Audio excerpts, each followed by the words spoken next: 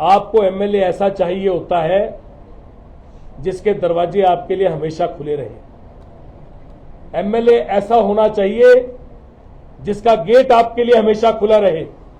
MLA ऐसा होना चाहिए जिसको रात दिन जाके आप पकड़ पाए, बात कर पाए।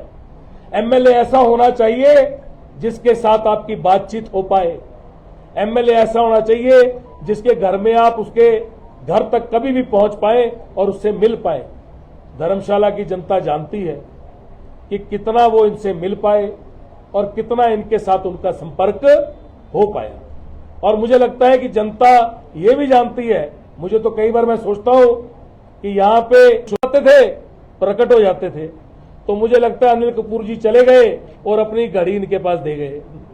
ये घड़ी का बटन दबाते हैं, जैसे ही सरकार बनती है और जैसे एमएलए बनते हैं बटन दब जाता है और बटन दबाते ही गायब। और उसके बाद लोग ढूंढते रहते हैं कि कहां से जाके इनको ढूंढ के लाए। और उसके बाद जब दोबारा से इलेक्शन आता है तो नई चीज लेके बटन दबाते हैं और दोबारा प्रकट हो जाते हैं। तो अब अनिल कपूर जी की घड़ी तो इनके पास है और मिस्टर इंडिया जो है वो घड़ी देके चले गए पिक्चर के बाद इनके पास। अब लोगों ने देखना है कि भाई आपको ऐसे इंसान को एमएलए बनाना है जो बटन दबाएं और गायब हो जाएं, जिनसे आप कभी संपर्क न कर पाए, जिनके घर कभी आप पहुंच ना पाए, कि आपने ऐसे एमएलए को अपने बीच में लाना है जो आपके बीच में रहे। सरकार बनाने के तो झूठ है, ये लोग विफल हो चुके हैं। इनका जो मिशन लोटस है वो खत्म हो चुका है, ध्वस्त हो चुका है और इसको ध्वस्त लोगों ने किया, जनता ने किया है। अगर मैं आपको इतनी सी बात बताना चाहता हूं कि जो भी हुआ उसको छोड़िए, अब आगे विकास के साथ चले। किसी पे हमने क्यों छीटाकशी करनी।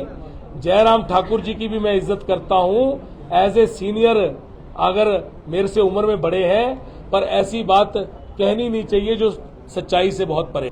कभी आपने किसी पार्टी के वक्ता को या प्रेसिडेंट को या कोई भी पार्टी के कार्यकर्ता को आपने कभी ये बोलते सुना है कि हमारी सरकार नहीं बन रही है? वो जो बोल रहे हैं वो अपना काम कर रहे हैं। ये तो जनता डिसाइड करेगी कि सरकार किसकी बनेगी। मैंने आपको बता दिया, इन्होंने अच्छे दिन लाने की बात की थी, काला धन वापस लाने की बात की थी, 15-15 लाख रुपए लोगों के खातों में डलवाने की बात की थी। इन्होंने कहा था 2 करोड़ नौकरियां प्रति वर्ष लगेंगी, जिसके हिसाब से 20 करोड़ नौकरियां लगनी थी पूरे देश के अंदर, जिसके हिसाब से एक भी बेरोजगार नहीं बचना था। इन्होंने हवाई चप्पल पहनने वाला हवाई यात्रा करेगा ये कहा था।